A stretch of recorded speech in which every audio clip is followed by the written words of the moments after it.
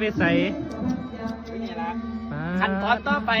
อย่างไร หาเสียงเด็กน้อยขั้นที่เฮ็ดเอากระยานมันคือแมวไหมมันบ่คือเลย เป็นคืออยู่ดอก ลองเบิ่งมือนี่เนาะ พิธีกรความสามารถเนาะ ลองเบิ่งเอาปิดสันมือนี่สิเฮ็ดเสียงเอาเด้อ ได้มาลูกมาไล่โอ้ยตาย เอาจ้างเฮ็ดอันนี้ เอาบ่จ้างเฮ็ดบ่โอ้เดี๋ยวครับพิธีกรอาร์ตครับพิธีกรอาร์ตหนึ่งเดียวเลยนะครับ แม่เราฝากกันแว่นมาให้ตัวไอ้วันแม่อัน โอ้น เจ พี่นก เจนก ขอบคุณครับขอบคุณครับขอบคุณพี่นกเด้อตั้งแต่ไปเล่นน้ำข้าวหุ่นลืม แต่ว่าแว่นเจ๊กเสียใส่แล้วไหม เอา ฝากมากแต่ว่าพอเห็นแล้วตอนนี้ หายนี่เด้อเดี๋ยวไปเห็นนี่ นี่นะพี่น้องพิธีกรอาร์ตอย่างเดียวที่ ย่ามบ้านกันเลย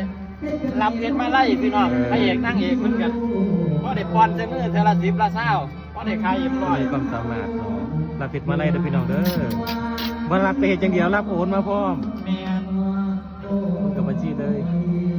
ฝากติดตามด้วยพี่น้องเด้อ เรียบร้อย ไหน ป๋าเดวิด โอ้ เอาไป สวย เอาไปฟ้องศิลปินก่อนเลยละ มาก